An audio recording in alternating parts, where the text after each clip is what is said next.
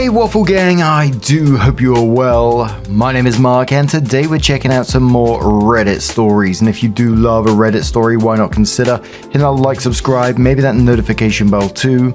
And let's crack on with today's first story. Much love guys. Now today's first story comes from My P Jams, who says, would I be the arsehole for embarrassing the neighbors for trespassing in our backyard? Our family moved into our home about 2 years ago. We moved in and our adjacent neighbor has been a nightmare. They are a 40-something couple who have a 5-year-old son with developmental disabilities. When we first moved in, we wanted a privacy fence for our dogs. Our realtor, our seller's realtor, and our seller said it wouldn't be an issue. The neighborhood fought the HOA about it for 3 months, and due to the situation and needing a fence, we made huge concessions and installed a 4-foot fence. It started with them calling the cops one morning when my husband got home from work on Sunday morning, sat on our backyard deck after a night shift and drank beer and hung out with our daughter. They said he was endangering our daughter. Thankfully, the cop understood wanting a beer after a night shift and just popped in and popped out. We had a little Fisher-Price playhouse last summer for her to play in, and they reported it to the HOA. We hung a baby swing off a tree branch. Same thing, call from the HOA. The mum particularly will park her minivan in front of our driveway so husband can't pull in or out of the garage, and wigs out when my husband comes and knocks at the door at 3:30 AM to move it. Suffice to say, we've learned our lesson, and when we decided to install a playset, we jumped through the hoops. Last month we had a landscaper install it. It's essentially a playground in our backyard. We both work essential jobs and no one is home during the day. My husband switched to nights and has watched the past 2 weeks her or her husband have been letting themselves into our backyard to let their son play for an hour or two twice a day. First through the gates, which we then locked, now they jump the fence and bring a stepladder to get back over. They always wait for me to leave for work. I'm not sure they see my husband pull in at 6ish AM. We bought a security camera that records. Am I the arsehole if my plan is to record them playing in my backyard and putting it on the neighborhood next door and Facebook page? She's active in both and complains about us, including a post about our playground landscaping being insensitive. My other option is to call the cops, but I don't want to frighten their son. User says to OP, not the arsehole, but keep it to proper channels. Call the cops for trespassing. Contact the HOA. Every time you notice them parked blocking your driveway, call and have it towed immediately. All your neighbors seem to know about them anyway. Word will get out, and how is calling the cops scary for the son? They already called the cops on you for legal activity on your own property. Also, are scrubs/trees legal in lieu of fence for privacy? Perhaps with thorns. Can you add a privacy screen or trellis to your porch/deck? Good luck. Opie says their son is fairly developmentally disabled, just from how his mum in particular behaves. Last time she called the cops on us for using our backyard to have a beer and mimosa on a Sunday. Honestly, she is that person that wigged out at us. Called the police on 911. The police came, saw we were sitting on our porch, apologized to us, and she went ballistic at the cop for not arresting us. And it started a chain event that the little boy just lost his mind on the police officer. Thankfully, he is very visibly a disabled child. I think we will contact the police to ask them to witness it and quietly address it this time, and let the officer know if it happens again, we will press charges. If we want to plant anything, we have to have HOA approval, and the neighbor folks are just not amendable, and the HOA isn't going to open a can of worms where they don't follow their own bylaws. Trees, fence, and landscaping to keep views of the area is very important. It specifically calls out plants over 18 inches high. Honestly, had our neighbors not been giant turds about everything and pretty much treat us like we're single-handedly ruining their neighborhood, or even asked us while our daughter was away with her grandparents, while my husband and I were working 75 to 80 hours a week to use it, I think I would have said, yeah, not a big deal. Now I'm mad this lady posts about our bad behavior every week on social media and talks shit about us, and now actually does something that's actually illegal, and I can't shout it from the rooftops that she's a hypocrite.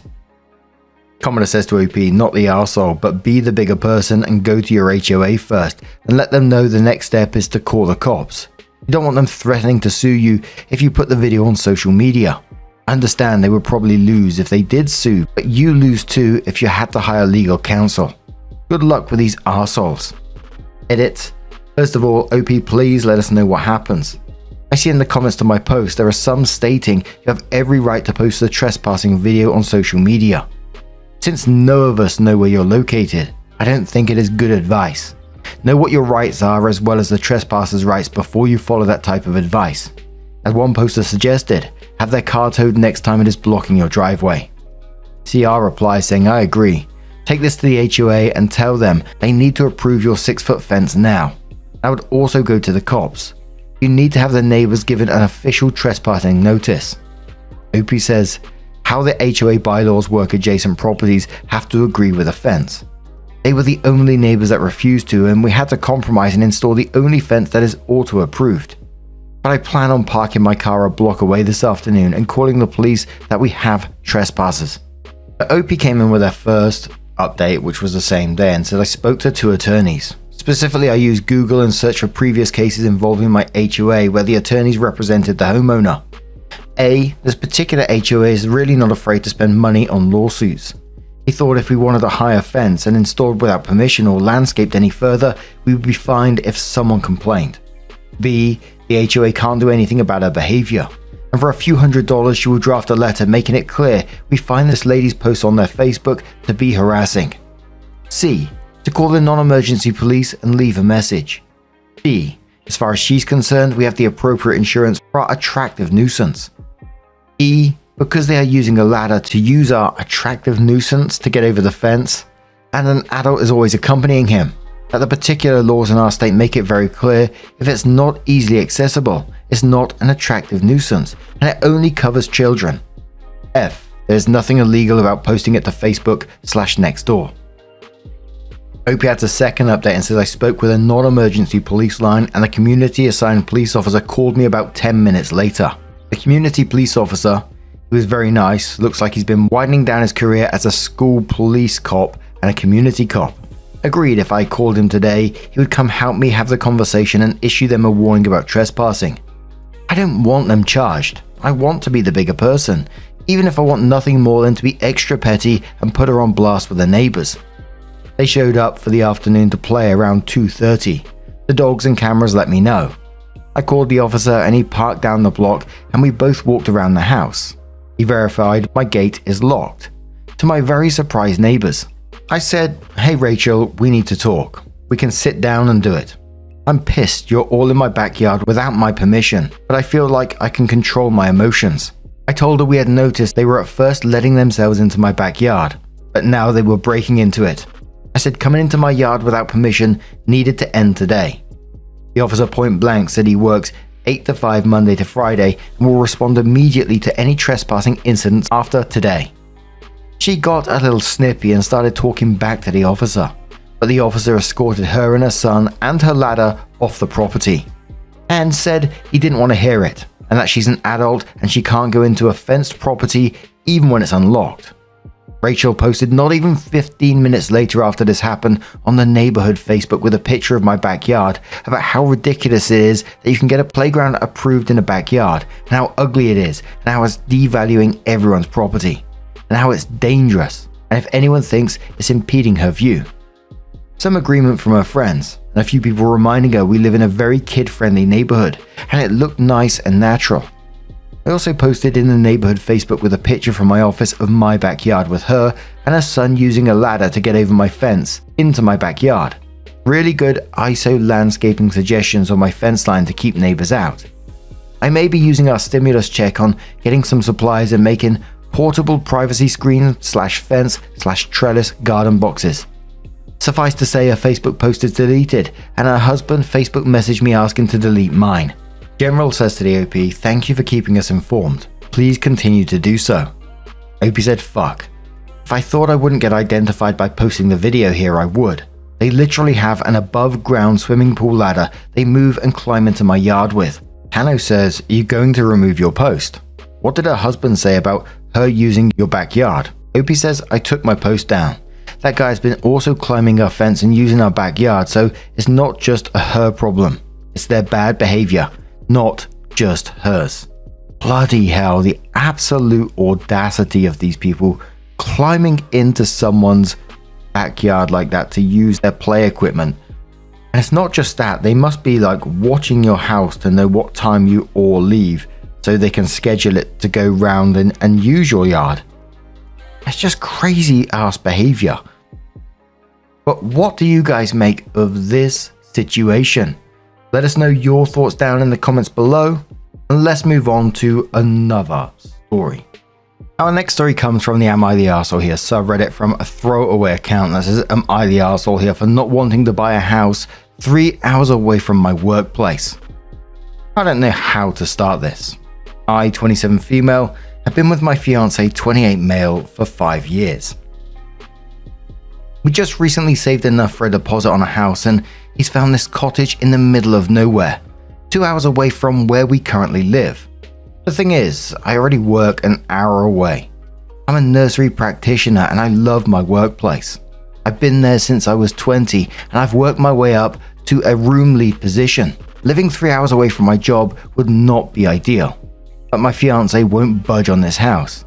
He says it's perfect, within our budget, and quirky enough to fit our taste in home style. I've tried to communicate with him about the issue multiple times, bringing up the fact there's not even any nurseries in that area that are looking for staff, and I don't want to find another job that's a bit further out but start from the bottom again. He says he'll work it all out if I just stop overthinking it, and I've been at my current job for so long that it would be nice for me to start fresh. Another issue is that I want children.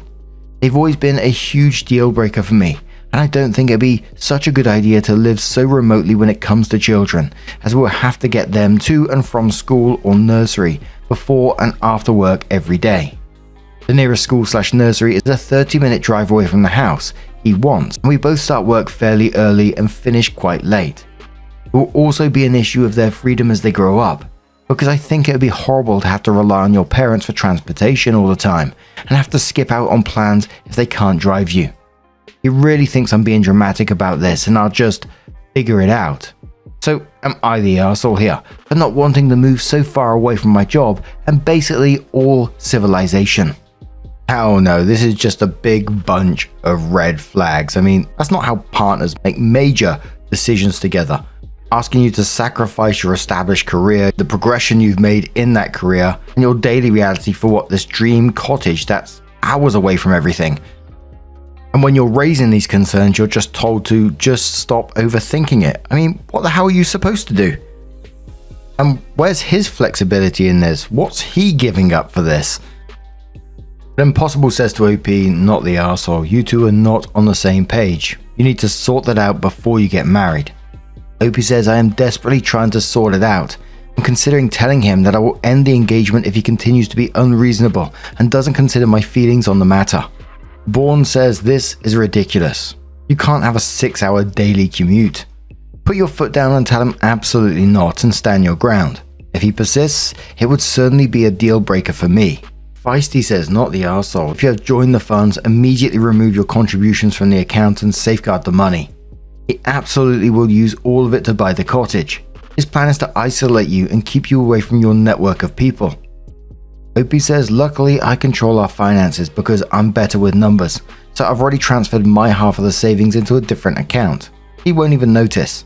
He's usually very sweet and considerate, so I'm not sure what's got into him about this house.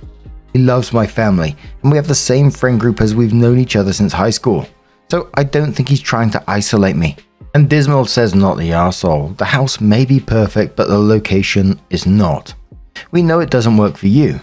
Is this place closer to his work, or how does this location work for him? If it doesn't work for him, what's the point? If it only works for him, again, what's the point? He says to you that I'll just figure it out. Does he mean you or himself? If he means you, that is a huge red flag on top of the other flags.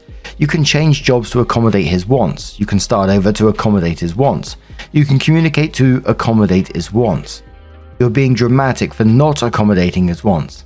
It seems he views your relationship as all about him and what he wants. He's being an unreasonable, selfish arsehole. You're not in a partnership. I'd be rethinking this relationship. So OP does come back in with an update and says, hi all, sorry I've been almost completely missing in action for the last few months. Life has been completely hectic, but I wanted to give an update because I saw people asking for an update. I also saw my post being read on TikTok a few months ago by one of my favorite Reddit story accounts actually, and that was crazy. I truly did not think it would end up anywhere but Reddit. First off, I, 27 female, want to share some things about my life and how it has been since I left my ex-fiancé, 28 male. Life has been up and down for me. I found a therapist and I started to rent a small flat close to my brother's house. Still living below my means as I start to save for a house again, building upon my more than half of savings I took when I left my ex. It was all my money, I'd saved most of it. I did not take any of the money that was his. The flat is small but it's cozy and doesn't have any of the mess my ex always left around. I was offered a position as an assistant manager at my workplace, and while the pay rise would have been nice, I decided to turn it down as I just so love working with the children, and I do not want to spend most of my time in an office. Being a room lead is fine with me. I adore my job. My workplace is still great and I've made some really good friends with some newer staff members. I often have a couple of them over for drinks or dinner after work, as a little single ladies club. My absolutely amazing dad died suddenly and tragically in September, far too soon at 65. He was truly the most incredible man, and I've been leaning on him a lot for support after I left my ex. He left me a sizable sum of money, and while I'm still waiting for that to come through, I'm planning to put it all into my house fund, and I'm hoping to be a homeowner by the summer of 2026. I also adopted a little tortoiseshell cat to keep me company. Her name is Lily, and she's the sweetest, cuddliest thing. I'm slowly getting back into dating, and I actually made the realization that I like women, so I've been dipping my toes into going on dates with some lovely ladies, which has been great. Nothing serious, of course. I'm not ready for that yet, but it's nice to have some connection with people and explore my newfound dating pool. See what fits me best and figure out my dating boundaries. Overall, while sometimes have been tough and heartbreaking, my life has improved. On the ex front, I really did dodge a bullet. My sister has told me countless times that I let a man disrespect me for far too long. He was not the man I thought he was, and upon reflection I realized the first red flag was how pushy he was for sex. I believe one comment on my last update called him a sex fiend. My therapist helped me to realize that coercion was not consent, so I've been working through that. Since we split, he has apparently been posting on Instagram about being an alpha male. Oh dear. And how any woman would be lucky to have him. According to mutual friends, he's been listening to lots of horrible and misogynistic podcasts and spews that rhetoric to absolutely everyone he can. And he's already dating a new girl who is far from appropriately younger than him at 19. Yuck. I will never know the full logic of why he wanted me to move so far from everything I know and love. But I feel that the comments saying he wanted me to quit my job and be a stay-at-home mum were correct in their assumptions. He couldn't afford the house he wanted without my part of the savings, so he's stuck in our old flat. I had to see him once more after I left just to get the rest of my things from our old place, and he tried to talk to me, asking if we could fix what we had, but I ignored him and simply took everything I needed before leaving and blocking him for good. He's not worth my time or energy. I think during our relationship I lost who I really was and forgot that I am a strong, independent woman. I've always been quite feisty and I've always stood up for myself, but somehow with him I lost those parts of me. They're back in full force now and I couldn't be happier with that. I've used my found again spine to fight for what I believe in, and I have been to several marches and protests for Palestine in the last few months, screaming at the top of my lungs, holding banners and waving flags. I've advocated for children's rights, I've joined clubs and groups, and I've found my voice. Thank you all for your kind words, advice and encouragement. I don't think I would have left or stayed away if it wasn't for all of you commenting. And all of the comments seem to be really happy for OP after this one, the transformation in herself, almost being gaslit into a 3-hour commute to someone who's discovering more about herself every day, adopting a cat named Lily, and turning down a promotion because she just loves working with kids and knows that she loves that. She's also got, a single ladies club with her co-workers. She's on track to buy her own place by summer of 2026. And although there was a tragic part in it about her losing her dad during all of this, which, I'm incredibly sorry for your loss, but it must have been so wonderful to have your dad support you through those moments. And I can only imagine how proud he would be of you at this moment in time. But what do you guys make of this situation? Let us know your thoughts down in the comments below. And just a huge thank you for being here today, getting involved in the stories, your love, your support, your time. It always means the absolute world to me. So thank you so much for being here, and hopefully I'm going to see you in the next one. Take care and much love.